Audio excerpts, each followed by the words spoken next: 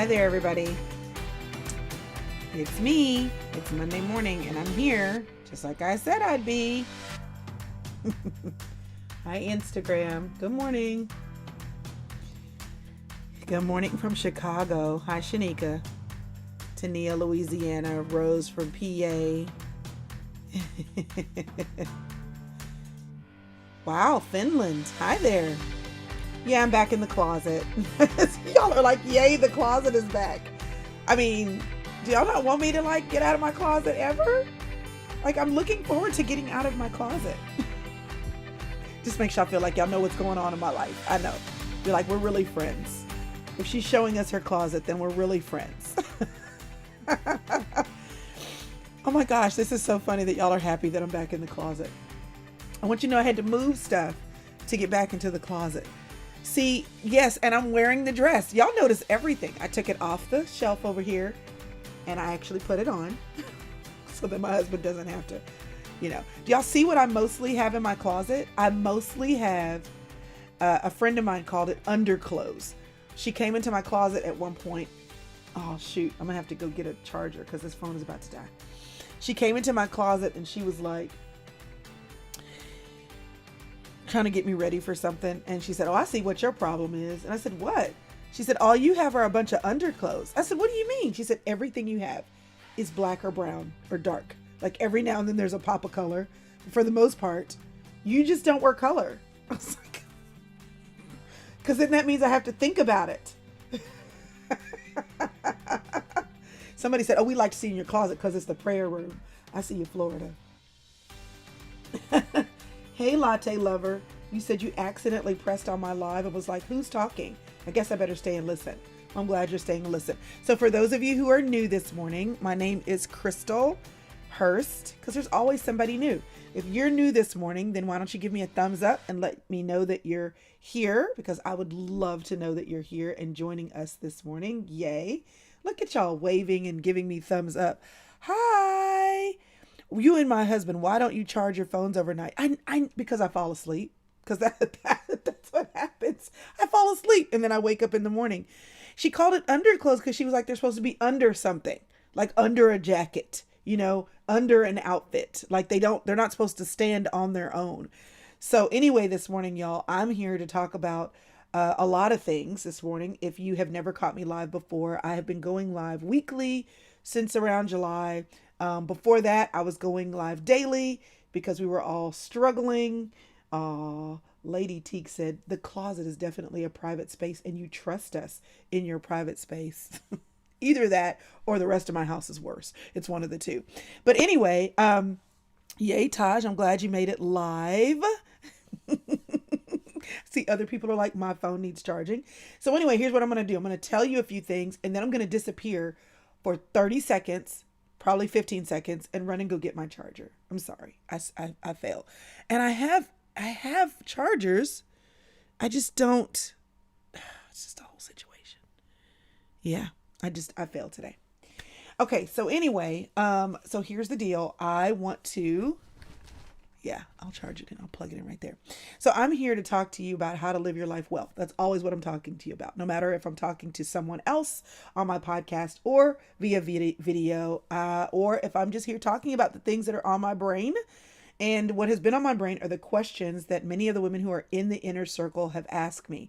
If you don't know what I'm talking about, the inner circle is the opportunity for more community, more accountability, more coaching, more work. And so the good thing is if you are in a season, especially rolling up to 2021, where you're like, I need to be intentional about working on me and in planning for 2021, so 2021 doesn't catch me off guard, then the inner circle is where you want to be. And we keep it closed a lot of the time. And then we open it up at certain times when we're about to start something. Today is day 1 of our next 21-day journey. And the inner circle is open today through 11 p.m. So if you've been thinking about it, you hadn't done it yet, you're not in it. Okay, all that you missed is our kickoff call last night, which we recorded, and you can watch that on replay. But today's your last day to join before 2021. So if you're thinking, oh, I need to get that planner. Oh, I want to be in community. Oh, I need to get some things done. I need to look at my life. I need to be intentional. I don't want 2020 to go wasted. Oh my goodness, maybe What else are we doing? Oh, maybe I need extra content because our inner circle always gets bonus content. So if that's you, then know that today's it until 2021. And we reopened it because so many people were like, man, I missed it. Can you reopen it? How do I do it? How do I, whatever? Today's your day. Okay, we opened it yesterday at 11 a.m. and it closes today at 11 p.m. You can find out more about the inner circle by going to crystalevanshurst.com/inner circle. It's on the screen if you're watching on YouTube or Facebook, because I like to produce my own shows and have all this fun stuff that's happening. The other thing that I want to make sure you know about is the online event. It is coming your way again. We did it in May. We're doing it again in November. I have 15 friends, no, more than 15, almost 20, who are coming with me to talk to you about practical ways to engage in your life, because we don't want to waste our time with our life, and we don't want you to waste your time. And we want you to know what to do to find purpose and balance and calling. We want you to know what to do to have relationships that are healthy. We want you to know how to get that business going. We want you to understand how to operate in your life in practical ways, parenting, marriage, because listen, y'all, ain't nobody got time. Ain't nobody got time to waste, okay? Ain't nobody got time to waste. And so my goal is, yes, to inspire you, yes, to motivate you, yes, to give you tools you can use, but more than that is to tell you how to do it. KL Benton on Instagram said, how do we invite our friend to join the inner circle? Give them the link, crystalevanshurst.com/inner circle. How do you go to attend the event? crystalevanshurst.com/TSC online. And keep in mind that people who are in the inner circle get extra stuff for the event. Okay, so that's enough of all of my announcements today. I am here to talk to you about business because I got two things to cover before we go into the online event. The questions that I got were related to purpose, balance, business, and relationships. I've spent 2 weeks on purpose and balance. If you missed those, go back. You can find them on YouTube easily, Facebook if you dig. Instagram, when I'm done, they go away and they live on YouTube or Facebook. So if you follow me on Instagram and you are not subscribed to my YouTube channel, or you're not following with notifications my Facebook page, do that. So that way you get access and you get reminders. But today I want to talk about business. I was going to talk about relationships, and can I just keep it real for just a second? Today ain't a day for me to be talking about relationships, because there are a couple people that I love that today I want to rip their head off. So today is not a day, if I'm going to walk in integrity, that I need to be talking to y'all about relationships. Can I just keep it real for just a second? Jesus, take the wheel. Thank you, Lord. Okay, give me 1 second. Let me go get my charger so my phone don't die on your Instagram. I'll be right back. If people show up and go, where is she? Y'all just tell her she went to go get the charger. Ugh, hold on. It is what it is.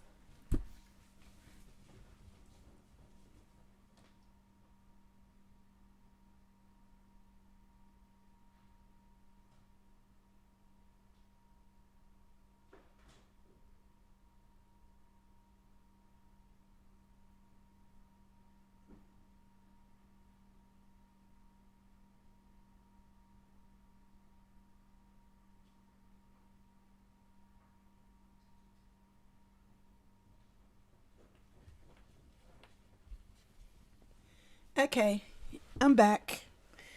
So let me just plug it in right here. Oh, I'm losing light. Let there be light. Jesus. See, look at y'all. Y'all are helping me out. You're like, she went to go get her charger. Where'd she go?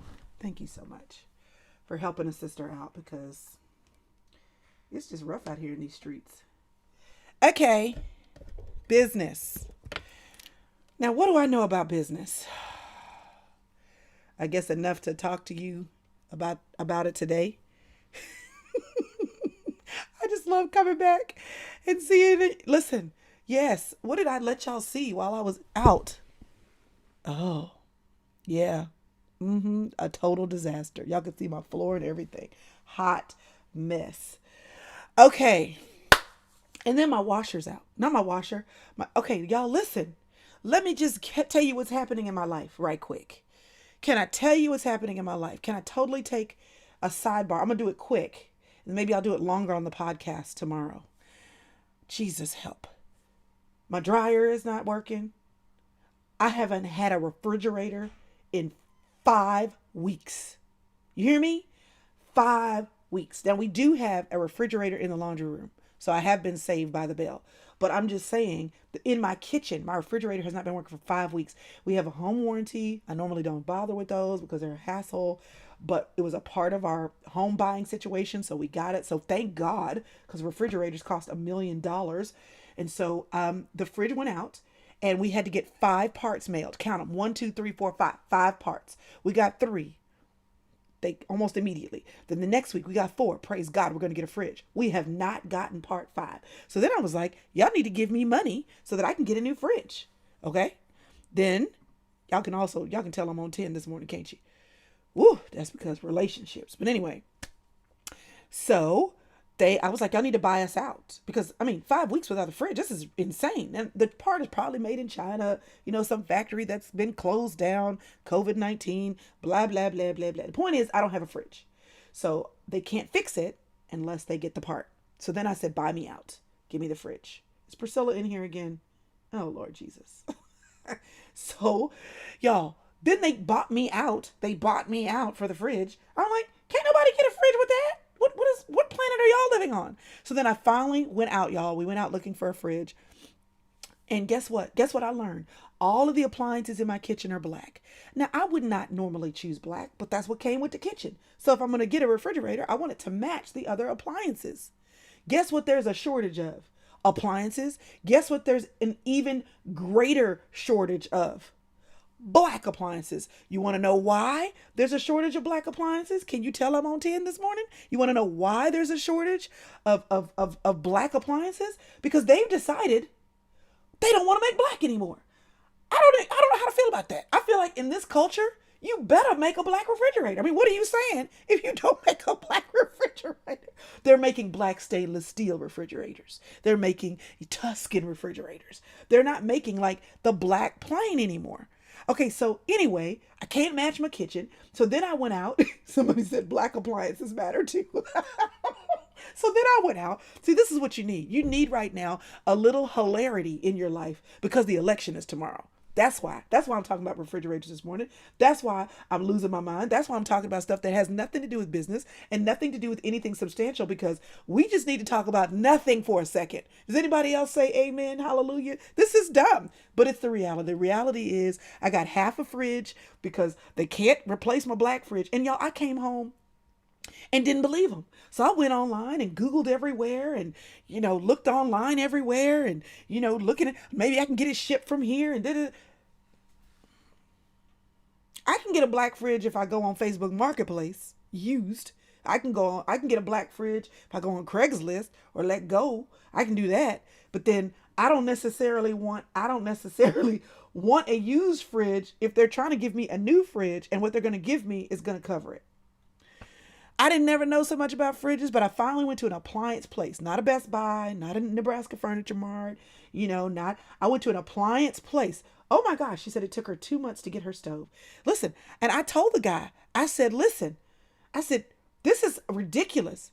I told the repair guy, this is ridiculous. It's 5 weeks. He said, you better be glad it's not longer. Some people are waiting a long time to get their stuff. I was like, what? First world problems. Don't have a fridge. So what I did is, y'all, I bought a stainless steel fridge. Because really, what I want is stainless steel. And one day, maybe I'll redo my kitchen. Maybe, like in 25 years. And I will put all stainless steel in there. But I wasn't trying to do that right now. I wanted everything to match right now. So it's supposed to be delivered tomorrow. So I have today to decide if I'm going to let them deliver the fridge tomorrow, or if I'm going to just look or wait for the black fridge. So the appliance guy said, I wouldn't do that if you're supposed to, if you want a black fridge. He said, because a lady bought a black fridge. Yes, Priscilla, I'm talking fast because you know how I am about this fridge. Like, it gets me all worked up. And teenagers, Priscilla, teenagers. I'm boiling over this morning. Jesus help me. So anyway, he said a lady ordered the black fridge in June. And it said 6 weeks. And then it got pushed forward 6 weeks. And then it got pushed forward. He said, I just cannot in good conscience let you order. I'm missing an earring. Oh, Lord. It fell out last night and I put it in. Jesus. Of course, you would call that out. Nobody else noticed until you said it. I love you though. April said, "Man, redo the kitchen." Okay, Young Living superstar. Girl, teenagers, April. I got to call you after this because these children, they not gonna kill us. Okay, so anyway, yes, I'm falling apart. I'm falling apart. So he said, if I let you order this fridge in good conscience, that won't be good because I already know this one lady ordered it in June and it's November.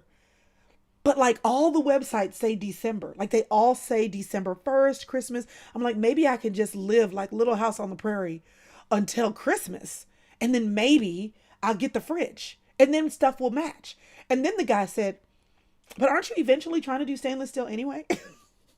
And I'm like, yes. But when I do stainless steel, that ain't the fridge I want. I'm going to want. I'm going to want to redo the kitchen and like put a Sub-Zero in. Like that. So the bottom line is, y'all, I don't know what to do. I don't know what to do. Get the stainless steel refrigerator that doesn't match, but that will be here tomorrow? Or do I just hold out and try to have my kitchen looking like it was intentional? What do y'all say? Get the fridge tomorrow or hold out for the black fridge? Because I spent half my weekend searching all of the North Pole, all the way down to the equator for a black refrigerator. Justine said, girl, Thanksgiving is coming. Get the fridge. Marianne said, my oven ain't working and I'm just living with it. But see, stainless steel all the way, y'all. We just moved in. I cannot get a fridge and we're supposed to be talking about business. I'm going to get there in just a second. Get a fridge and a dishwasher and a trash compactor and an oven, double ovens, and a microwave. I have all of these things happening in my kitchen.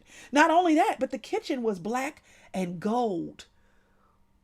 All the handles are gold. It's not a stainless steel kitchen, so we don't care. Somebody said get a good used black fridge. See, that's the problem. How do you know it's good if it's used? How do you know?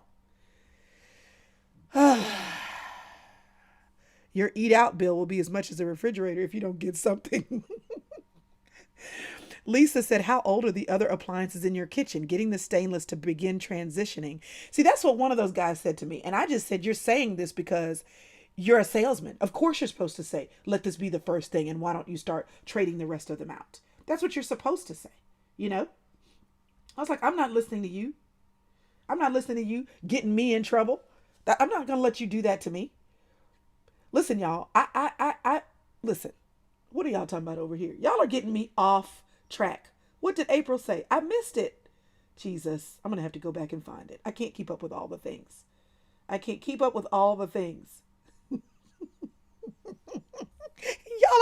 got me off track. I was supposed to be talking about business and y'all have me. Okay, what does my husband say about the refrigerator? Nothing. You want to know why? He said, come on, April. Come on over. Please help me. Okay, my husband says nothing because he's just like, just make a decision. I drug all the boys with me to the appliance place. I made them take out their headphones. I made them come into the store. My husband was like, why are you making them come into the store? I was like, because they need to understand that this is life. They need to be able to understand when they go with their wife, you know, in 15, 20 years to buy a new fridge. They need to understand what are the things that you need to be looking for in a fridge. They need to be able to add something to the conversation. So I drug 3 boys around the appliance store with me and my husband. And they were all like, shoot us now. I was like, I don't care. Because as soon as I get this fridge in the house, y'all are going to complain. You're going to complain. Okay? Most Black Friday deals begin in the beginning of November. Yeah, I know. Priscilla said, make a decision. You know I don't do that well. So just let me spiral for just a couple of more days. Just 24 more hours. I just need to call them in the morning. April said, remodel one piece at a time over the next year. See, you don't understand. Because I also wanted an ice maker. Shoot for the long-term goal. Y'all are trying to help me. Let me tell you what. Somebody said, wait for the black fridge. Okay, listen. Wantiki said, you're making yourself crazy.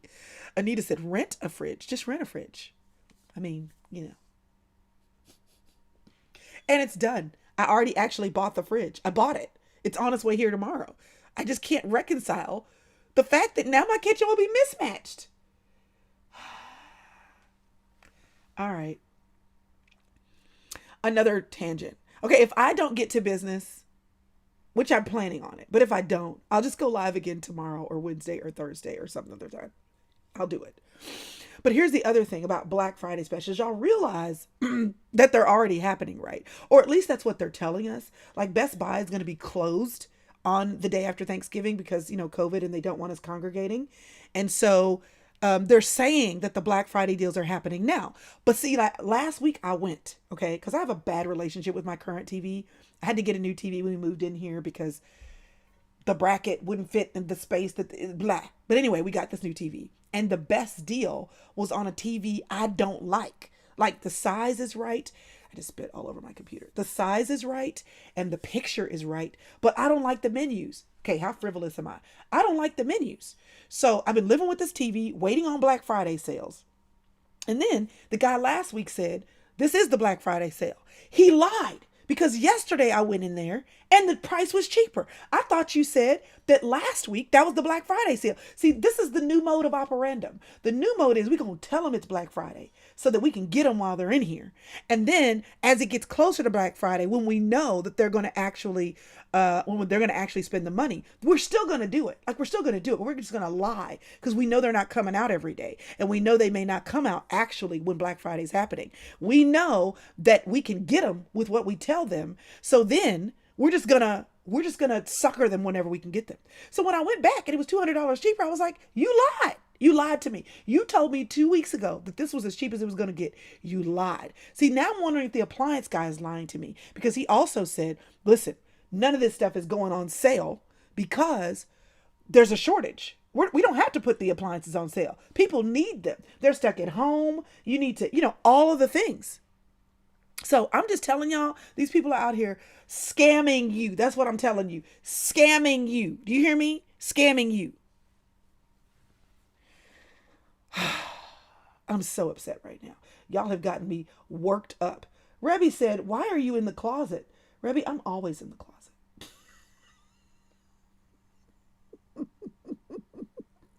See, Marie said, there's no shortage. There's no shortage. I mean, I kind of believed him though. When I went on Nebraska Furniture Mart and there were like 3 fridges out of 35 in stock, I was just like, Anyway, yeah, I went on Amazon. The fridges weren't on Amazon. So I tried that too. I'm helping y'all because the election is tomorrow. That's what I'm doing. I'm helping you because the election is tomorrow. And I'm helping myself because this morning I wanted to kill somebody. But I'm not going to because I love Jesus and murder is a sin. Jesus. So anyway, that's my life. So then this weekend, when my dryer stops working, I was like, Jesus, do you love me? Did you actually die on the cross for my sins? Are you sure? Don't you know my mother died in December? Like for real? My fridge and the dryer and the teenager and COVID-19 and the election. Come on, Jesus. Come on.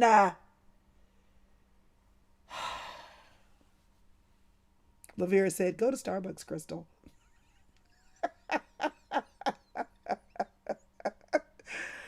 Jesus. Oh, that's the thing. The black stainless steel Moma Carter. They're available in very, very fancy versions. I don't want a fancy version. Shauna said this is an appliance apocalypse. I don't want a fancy version. You want to know why? Because fancy versions, when things go wrong with them, they're $1 million to fix. I'm going and looking at fridges and they got family hubs. They can play music. They got your calendar in them. I'm like, I need my fridge to keep my food cold. Like that's what I need. I need my fridge to keep the food. And so listen, we have a French door refrigerator. That's what we had. I don't even know if I like it. It's just what we had. So I just went in there. I'd never had a French door refrigerator before. I kind of like the wide open doors and all the space. I don't think it's the most energy efficient, but whatever. The point is that we had a refrigerator with the water and the ice on the door. You know what drives me crazy? Is those ice makers on those French door refrigerators are tiny. They're tiny. It's like we got 5 people in here. And then when I have my family over, I got grandkids. we run out of ice. Like it's a whole situation. So I wanted, when he showed me that there are fridges that don't have the ice maker in the water. Cause I'm like, we get filtered water, like we go pick it up from the sprouts and whatever. We keep the jugs full or whatever. We don't really use those anyway. And then a lot of times it just makes a mess on the floor. And I was like, oh, you mean I can have more storage? And then the ice maker's on the bottom. So then I have 10 pounds of ice instead of 2 pounds of ice. Oh, I want that fridge. So then I'm looking at all these black stainless steels, and y'all, they're all the fancy fridges. They're all the fancy fridges. So it's like I don't need a refrigerator to tell me what time it is. I don't want my refrigerator to respond when I talk to Alexa. In my house, Alexa is like my extra child. She's like my sixth child. And the boys, I know Antoinette is like, you're on 1,000 this morning. Yes, I am. The boys, they talk to Alexa like she's another child. I just tell them, stop talking to her. Leave her alone. That's what I say to the boys. Leave her alone. They need a vocabulary word defined. They're like, Alexa, what is the meaning of stop talking to her? Get the dictionary.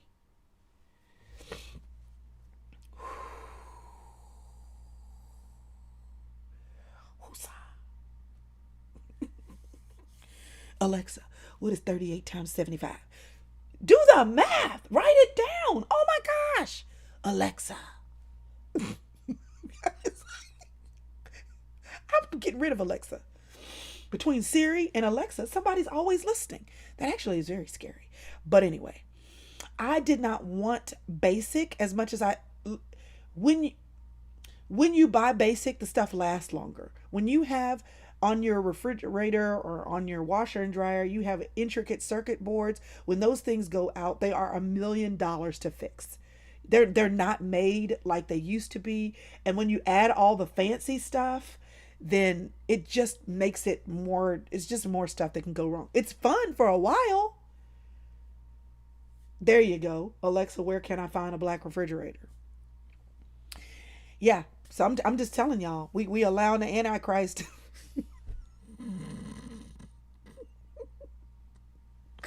It's just churchy.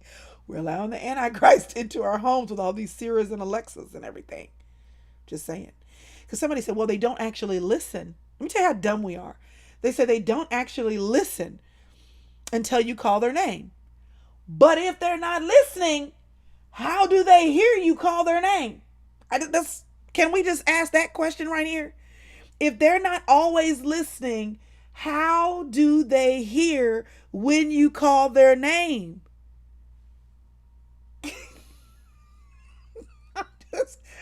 Y'all, have y'all ever thought about how dumb we are sometimes? It's just like, they're always listening. I have found myself whispering when I want Alexa to answer. I just say, boys, listen.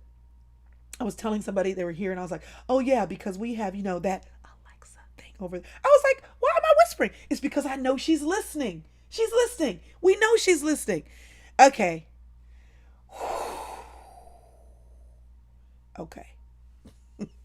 This is why Yvonne said, don't add caffeine. This is why, y'all, I don't need caffeine in the morning. I can't. I shouldn't do it. Hi, April Bynum. Listen, I was supposed to be talking about extraterrestrial things this morning. Let me switch my lower third because y'all are like, here we go. Inner circle. There you go. I'm not funny. I'm just a little over the top this morning. Okay, seriously. Have you noticed that you can talk about something? You didn't even Google it. You just talked about it. And then the next time you get on Instagram or Facebook is showing you what you just talked about. Y'all ain't noticed that? Y'all have not noticed that your phones are listening to you? Seriously. Have y'all not ever gone, how did my phone know that? It's because your freaking phone is listening to you all the time. So I've started putting little webcams on there's a lady who works for me, y'all. And she is like extraterrestrial concerned about people looking in on her life. But I have to tell you, since we've been working together, I've started putting the little window things over my computer. Because I'm like, listen, people just don't need to see all of this. all of this. I just don't need, I don't need to be walking around, have my computer open and just, the world is just like, oh, we don't need all of that. Uh-oh. Vivian Bousseau said Siri means secret in Swahili. Y'all are being monitored. I just want to protect the world from all of this. So I was like, let me go on and put a thing on there. Just to be safe. Went on to Amazon and got me some little camera covers. Woo. Tiffany said, I don't think you're ready for this jelly. Okay.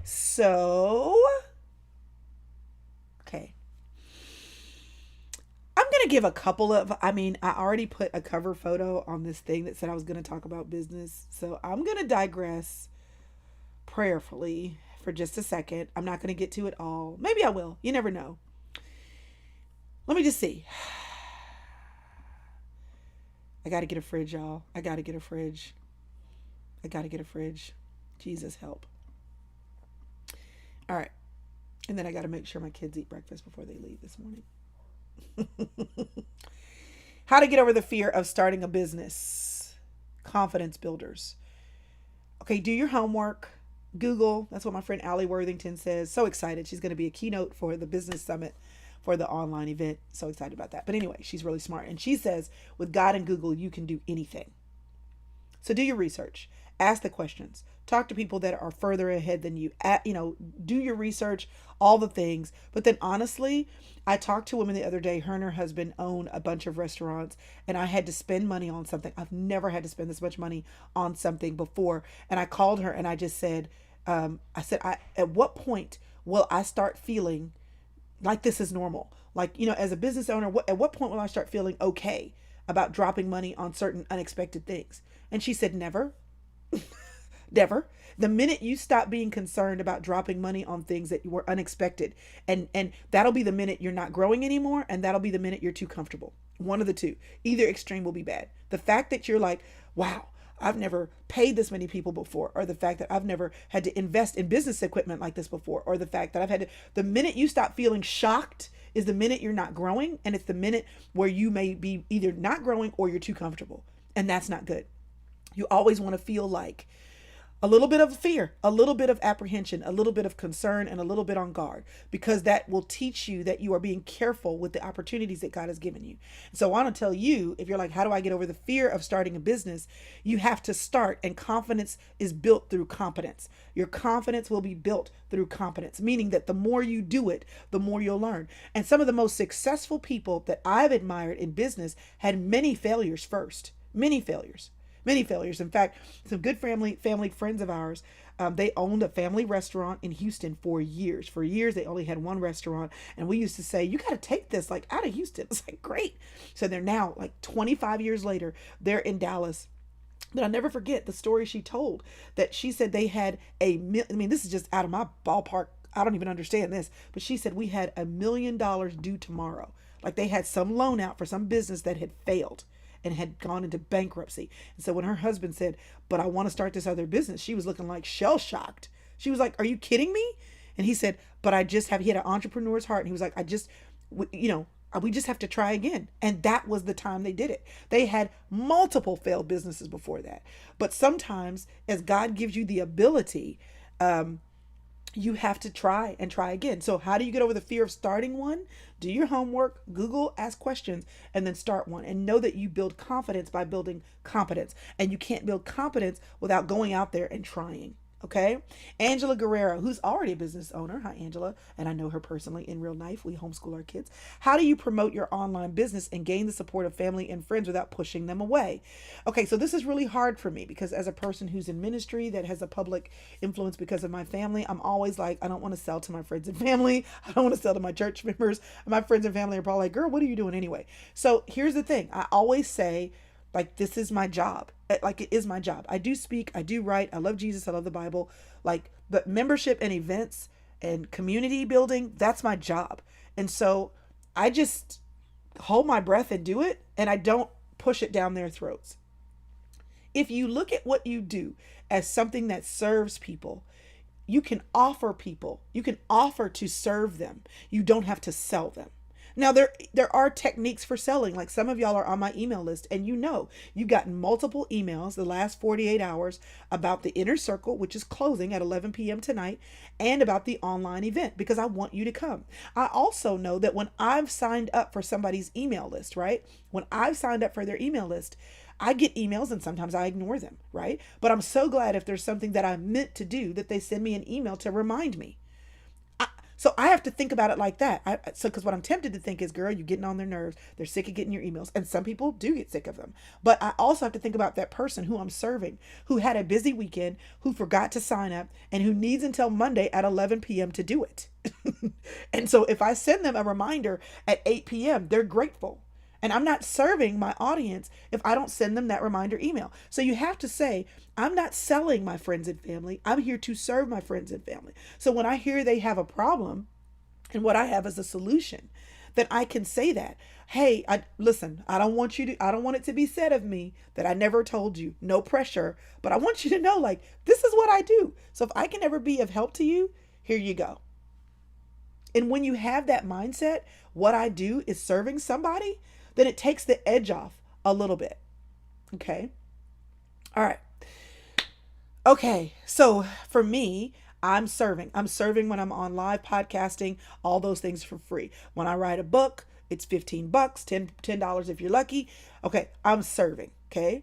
Then the membership. I have people who were saying to me all the time, Crystal, we want more. We want more. I would like for you to mentor me. I want to hear more from your people. I want to support what you're doing. People wanted more. So I created that to serve. That doesn't mean I have to apologize for that because family and friends don't get it. This is what God has put in my hand, right? So some of you, like Angela, I know, you're Arbonne, I believe, right? And so you believe in that product, right? I have a friend, April, who has who's trying to convince me to sell Young Living. And you know what? I love Young Living. I probably should sell it. But the point is, the reason why I have it is because I've run into things in my life. And then I have had, I've homeschooled for years. I've always had homeschool friends say, girl, you need some lavender in your house. You need some oregano. My goodness, put some thieves in your tea. Make yourself a hot toddy. And over the years, this stuff has helped me. So if I decided tomorrow to say, you know what, I'm going to make sure that I, do Young Living, it wouldn't be because I'm trying to make $1 million. It would be because I actually love it. I actually love the product. And there are people I'm like, ooh, I can help you with that. If you would just put some oil on that. Like that is your mindset. So when you talk about promoting, you're promoting it to people because they need what you have and you can serve them. And then you're not worried about your family and your friends because you're like, if they have a need, I'll let them know that I can serve them and then they can take me up on it or they don't have to. Yeah, hot toddy. Okay. Rose Godlock said, how do you monetize your ministry? How to narrow down the lane you should start in, how to have real conversations as Christian people because people don't want to address the hard things. So many questions. So let me talk about narrowing down the lane. I'm actually the worst person to talk about narrowing down the lane because I love talking about all the things, relationship, balance, marriage, whatever. But I realize that my lane is not any one of those topics. My lane is actually connecting people. That's my lane. So then I realized that. Now, I just believe that sometimes you throw spaghetti at the wall and you see what sticks. Nicole Walters, who I did a podcast with, she said, you see what's working. You see what's catching a fire. And then you pour fuel on it, right? And you do more of that. I would say narrowing down the lane is looking at what is working in your life. What do people naturally come to you for? What are you naturally good at? The last 21-day journey, we did this. We did gain a new perspective on you, like on the gift of you. I actually have a course called Living a Life You Love. Don't buy it now. It'll go on sale for Black Friday. See, I'm serving you. But it's about looking at what God has put in you and doing more of that. So in terms of narrowing down the lane, look at what God has already given you, okay? And then say, how can I do more of that? Okay, now monetizing your ministry. Now that can be, that can be really dicey to talk about because people get really sensitive when you talk about ministries making money. But here's the real deal. You want me to minister to you as a nonprofit? That costs money. People cost money. Social media costs money. Emails cost money. Products cost money. Mail outs cost money. I mean, all these things to deliver the content to you, making it beautiful, it costs money. And so monetizing your ministry is about, again, serving.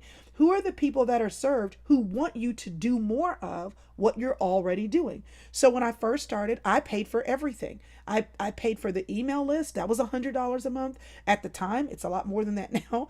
I paid for the subscription services to the graphics. I paid for I did all of that out of my pocket. And then people said to me, we actually want to serve you because you're serving us.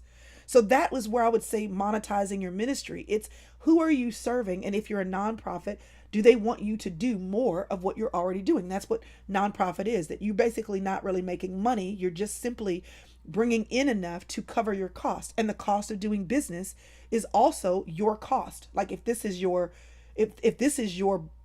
livelihood, there are missionaries that we support, right?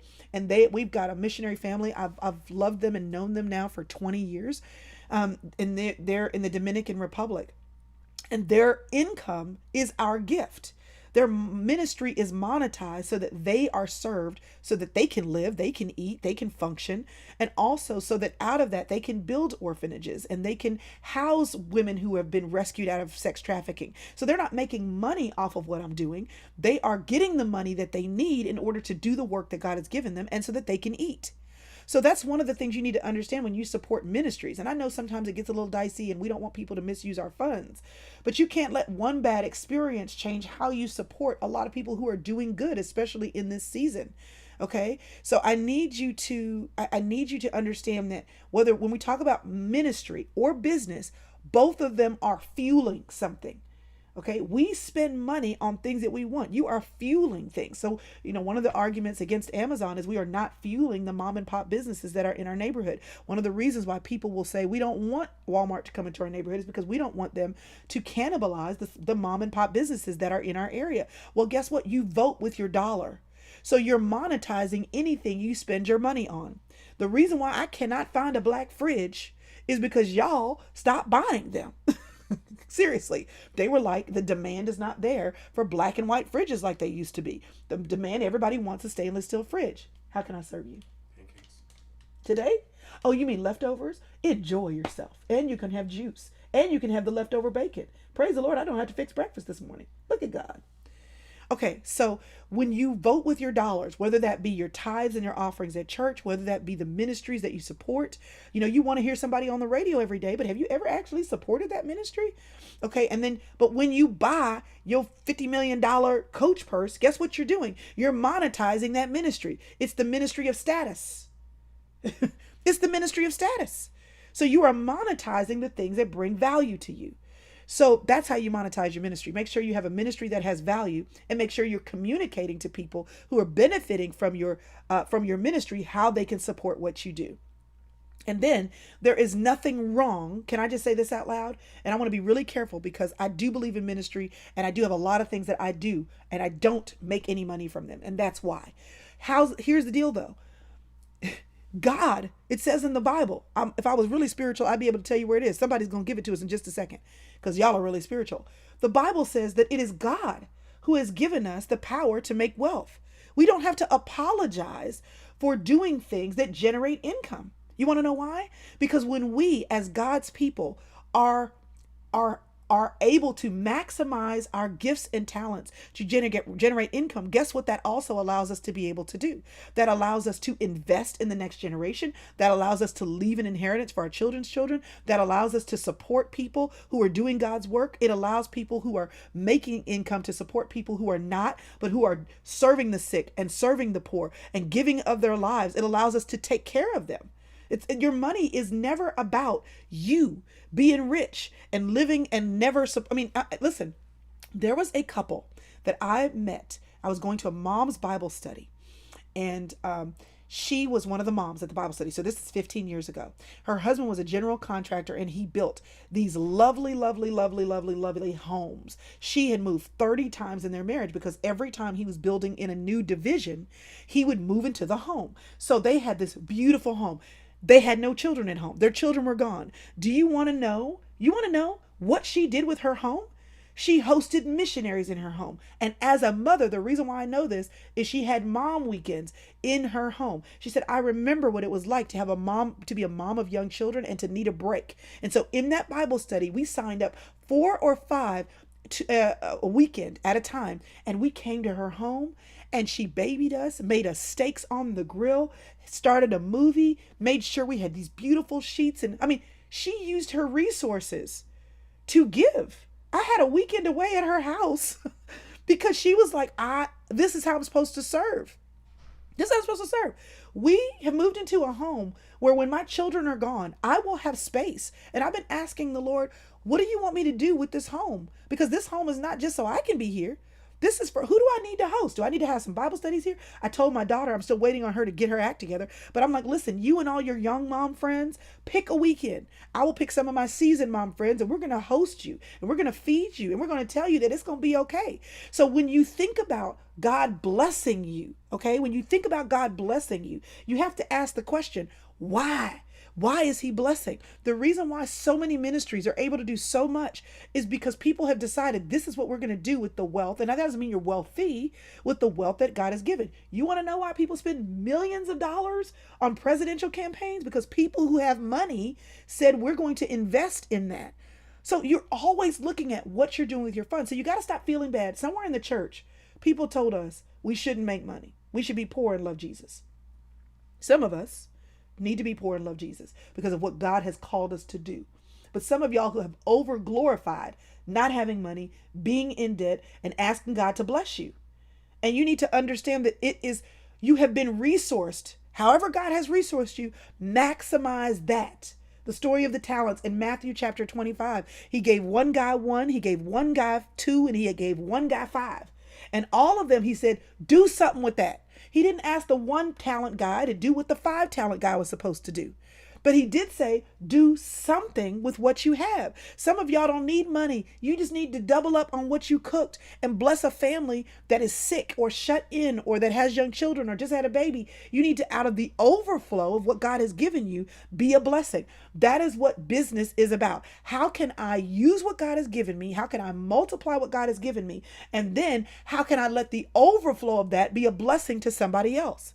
Monique. Okay, let me tell you the story about Monique. Monique started working for me when she was in seminary.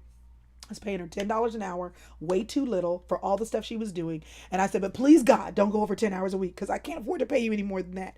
And at a certain point, after she'd worked with me for a while, she said, I want to know if there's any room for growth. And I said, I don't know. All I know is that the way God has designed me, I'm always looking for opportunities to grow. I can't promise you anything. I said, you're more than welcome to keep working for me part-time and work some other part-time jobs, but I can't hire you full-time. I'm not rolling like that. I'm not rolling like that. So 5 years later, she's still here. She's still not full-time, but she's mostly full-time. Mostly. I think she got one little client on the side that she's a virtual assistant for. But here's the deal. I just believe that when you invest in what God has given you, the overflow blesses somebody else. I still don't pay Monique as much as I should, as much as I'd like to. But the reality is I pay her a lot more than I did 5 years ago.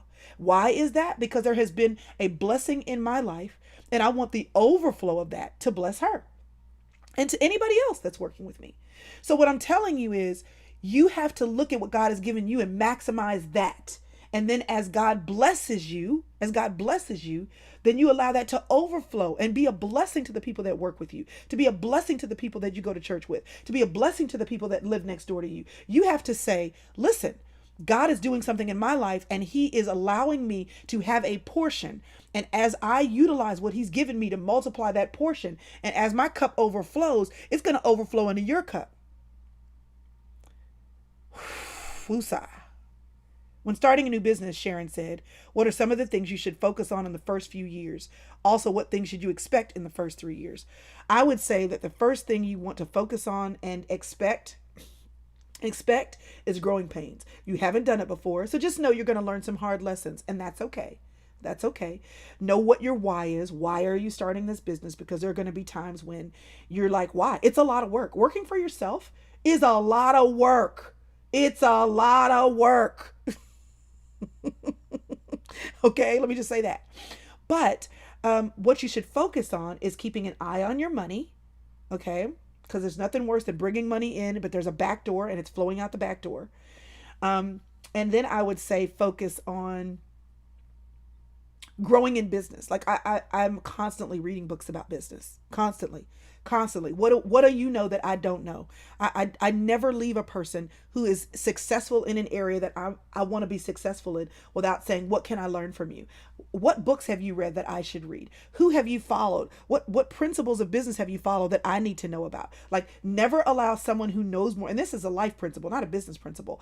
I would say get around people that are doing what you want to do or have what you want to have, and figure out what they know that you don't yet know. That's called wisdom, and it's called wise counsel.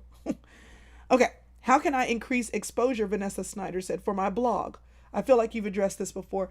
Yeah, just basically, I would just say find other people, collaborate online, ask people, can I, would you link back to the blog, comment on their blog, but tagging people just so they get to know who you are on social media is a great way to do that. But mainly, it's making friends. It's the modern day version of David Galligan. Hi, David. It's the modern day version of making friends on the playground. But you're not about making friends and finding value. It's about the fact that we are out here doing this thing together. And so how can we serve each other? One of the best ways to increase your exposure is just collaborations. So that's what I would say. Okay, I'm not going to be able to finish. Well, maybe I will. Let me see. Balance in life, start a business. We're all in the house together. I want to transition, Zipporah says, out of my 9 to 5 so I can be available to my kids. I'd like to replace my income with a home business eventually. Maybe talk about practical steps of how to balance and start a business. Okay, so listen, here's the good news. You don't have to come up with ideas, on your own. Now you can. You can go to God and Google and you can say what businesses are doing well. Like literally, if you Google starting a business, what business should I start? You're going to get a million ideas. And one of those ideas may resonate with you. Okay. But I'm also like, you don't have to reinvent the wheel. The reason why my friend April is very successful with her Young Living business is because she loves the product. The reason why my friend Gwen is very successful with her Mary Kay business is because she loves the product. The reason why my friend Angela is very successful with her Arbonne is because she loves the product. What product do you use that you love? Because it may very well be that there's a product that you could very easily just dive into that. Like, get started. And the great thing is about a lot of these things, like let's just say Mary Kay, they're not just about you selling the product, they're about developing you. So there's nothing wrong with learning how to sell by going into a business that's designed to teach you how to sell. There's a lot of things online. There's ultimate bundles where people like me can say, like, here are like 30 courses on how to start a business. And I get to, for lack of a better word, license this bundle and sell it to you. I've only done it once, but I may do it again. And I get the benefit of not only selling to you what I did not create, but they are also teaching me the whole time. I mean, well, people who do it all the time, they have marketing classes and here's what you say to your audience. And so you don't even have to come up with something that you're making up. Like, just pick something that you kind of sort of like. If you like makeup, pick, I'm saying Mary Kay, there's millions of these. There's one of the girls that works for me and she has something I'd never heard of. It was like a tea business. You drink those teas to lose weight and you wear those like things that hold your stomach in. She's doing really well with that. So you can start with something you love. I have a friend who sews. She's like, I know I like to sew. I know this is my gift. She didn't know how to turn that into a business. And 30 years later, she's still sewing and it is her livelihood. She didn't know how to do it at first. She just started with what she had and grew along the way. And it's okay if you fail, if you start with something and then it's not the right thing, because all along the way, hi, Frankfurt, Germany, all along the way, you are growing. You are growing. And if it's not this idea, it might be another idea. Okay. Ashley said, I want to know more about business. I would really like to start my own, but I don't really know how to get started. How do I select an idea? God and Google business ideas. You like listening to people? Maybe you ought to go to get some coach training. I'm a single mother of 4 children, 8 and under. What advice would you give me about time management and other aspects of business and home life? Okay. So one of my favorite businesses for moms of small children, not that you should do this, but one of my favorite ones to observe was when I used to cloth diaper my kids, because I was always buying cloth diapers from moms at home. These were moms who had babies and they were selling cloth diapers. and they were running this business out of their home, and they would set aside. So here's my advice for you with younger children. They set aside their business hours. So they would take nap time to work on their business. Now it meant that they moved slowly. It didn't mean that they had, ridiculous response times. They only went to the post office on Tuesdays and Fridays because they had to manage their homes, right? So I would say find something that you can do in the cracks. But I've known music artists, Jamie Grace for right now. She's got her first baby, her sister, Morgan Harper Nichols. And like they're blowing up with their music and their poetry and their artistry and their creativeness. But they're doing it in the cracks. So I would say look at the time you have, or look the time you can create. Kids nap time when you have younger kids. That's the time. 2 to 4, 1 to 3, 3 to 5, when your kids are napping or can be trained to be quiet in their rooms. What can you do during those times? You might move slower, but you will be in motion. So for time management, I would say move in batches, and also connect with your husband and say, if you're married, to say, husband, I want to build this business. Can you give me from 7 a.m. to 12 a.m. for the next 5 Saturdays so I can work on this? Okay. And if you don't have cooperation for your husband, put your kids to bed at 7 o'clock. Yes, at 8 and 9 years old, they can go to bed at 7 o'clock and work on it then. You have to be committed to it, but you have to do it as you serve your family. Okay. Oh, she said you're a single mother. Well, I was a single mother too. And you know what? I quit my first job and for a year worked for myself. I just did anything. I just went around and asked people, can I type for you? Can I answer the phones? Can I do this from home? Can I put this presentation together? And I just made ends meet. And then I worked temp, but I created space. Not that you should do that. I'm just saying, look at your time. What's the Mary Kay? Not Mary Kay. Paula Deen was a single parent. She built a whole empire as a single parent. So it is possible. Okay, it is possible to still live your life and to build your business as a single parent, but you have to be extremely disciplined and make sure that you're setting aside the time to work on it. Not measure yourself by everybody else's step. Valerie Burton, if you have the money to invest, has a wonderful coaching program. She's somebody I definitely consider to be in my sister circle. And there are women I know who invested, and now that is their livelihood. So there, you just kind of have to say, how am I made? What should I do? And what does my life have room for? And then begin. There are women that I know that cook for other women. They love cooking. I ordered some Kick It Up mashed potatoes for one of my friends this weekend. She's a teacher. She always needs extra money. So her side business, and here's the thing, you don't have to have a business where you have a business and all of a sudden you work for yourself. Start with thinking about a side hustle. Like, what's your side hustle? Because listen, I have tried to make those mashed potatoes and I can't do it. I've tried. I get close, but they're not like hers. So guess what I did? I paid her to make me mashed potatoes this weekend. She loves it. She knows how to do it. That's her side hustle. Now we got to also support each other's side hustles. Okay. Support each other's side hustles. Okay. So for those of you all who are saying, I don't know where to start. I don't know what to do. I just am lost. Listen, Google. Don't tell me in this day and age that you can't know, because there is so much free information on Google. And what you lack in money, you might make up in time. There are a lot of women that invested in someone teaching them how to do it. That's why these people are out here paying thousands and hundreds and thousands of dollars for a business coach, because they're like, I can figure it out, but I just want you to teach me. Just tell me what to do. Okay. And there's a place for that too. Shortcut, teach me, show me how to do it, the steps. I don't want to figure it out the hard way. But if you don't have money to invest in somebody teaching you, that's fine. Take your time and Google it. Just Google it. It's all right. Okay. Okay. How to manage our business finances. Mom Heart Wife Life said, I feel like we should hire outside help, but I'm not sure if we can afford it rather than putting it all ourselves. So what I would do before you hire a bookkeeper or hire an accountant, because I'm an accountant, so that's one thing that I really have a hard time paying for, because I can do it. Like, I'm not one of those people who struggles with money, and I struggle with time to manage my money, but managing the money and knowing what to do with it, doing my taxes, I still do my taxes myself. So it's really hard for me to pay somebody to do it. But here's what I will say. 2 things.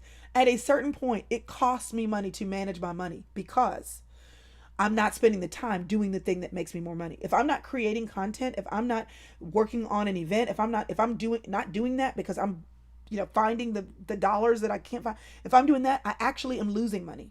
So what I would say is, first of all, find a friend who needs some extra money, who has the skill.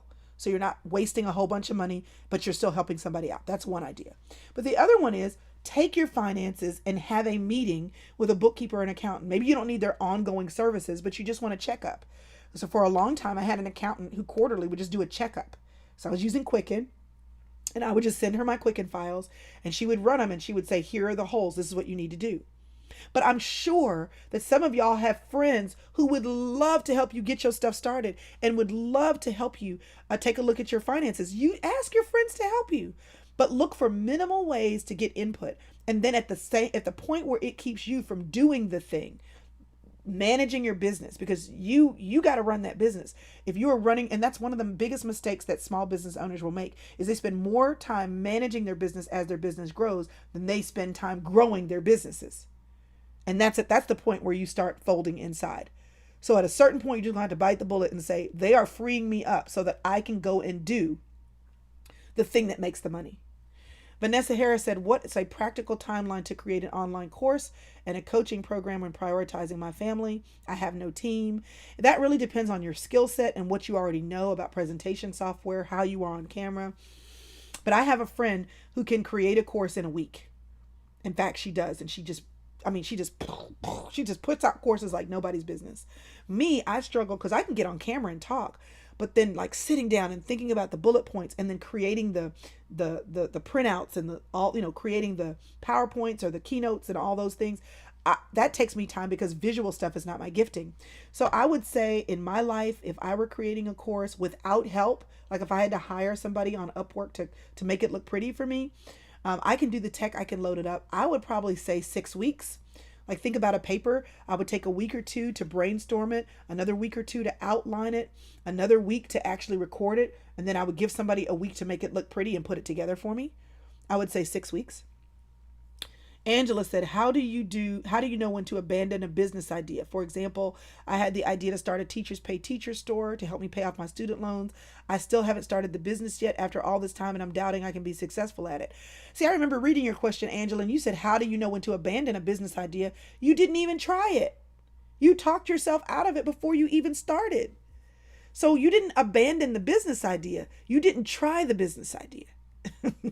So for you, I would say, ma'am, try it. And if you're not going to try that, try something. Last question, I'm going to make it. I would like to know more about combining business and ministry. Does every ministry business need a 501c3? No, you can have a for-profit ministry. And can I be a mentor and promote myself that way without credentials? Absolutely. There are people out here in these streets promoting themselves as coaches, and they don't have any kind of coach training. And podcasting, how do I get started to include this in my business? And lastly, balance. I mean, you had a lot of questions. Okay, so first of all, promoting yourself without credentials, I would just say mentor is a safe word. And podcasting, how to get started. I'm trying to think of whose podcasting course. I mean, I have like a podcasting thing that I teach, but it's a part of I give it away as part of my writing course, and that stuff changes so often. But I would say start with Libsyn, LIBSYN.com. Because that's where I host my podcast. And because they host podcasts, they have a lot of resources for how to get started. So I would start with them. Okay. I made it. Woo. Praise the Lord, everybody. We made it. I made it through my Inner Circle business questions. So Inner Circle, I hope you're happy that I got to your questions. I know I saw y'all had lots of questions down here. Yes, Shonda, Pat Flynn, his podcast course is on YouTube. Check that out. And y'all listen, seriously, Shonda, hi, I can't believe you're watching today. Seriously, I need you to understand that there is nothing you cannot know. There is nothing you cannot learn. There is nothing you cannot figure out because we live in the information age. Before, you had to actually have the book. You had to have the library that had the book. If you didn't live good, close to a library, if your library wasn't good, you'd be stuck. In this age, you got a computer and a phone. You have no excuse. Try it and fail and then try again. But if you know you need to make extra money, I mean, the old school version of this is go sell pizzas. So figure out what your pizza is. There is something that you can do to generate, babysit some kids. That's the old school version of it. We've always been able to figure out how to make some extra money. Because maybe you're not supposed to be a business owner, but maybe you're supposed to have a side business that allows you to keep your job with benefits, Okay, because benefits are a whole situation, but that also allows you to make extra income. All right. So y'all are back to the fridge. April, I'm so going to call you after this because I need to talk about relationships with teenage children. Jesus help. And you know what? I am going to take over my dad's Young Living account. So there's that. I don't know if I'm going to sell it, but I'm going to take it over. Ross, see, and then y'all are getting all the help in the comments. Ross Bacam says, as a bookkeeper, we do health checks for startups and coach them to run their books. As we know, not everyone can afford our full service. Barter, who has something you need that and they have something and you have something they need. Like, just get out there and try it.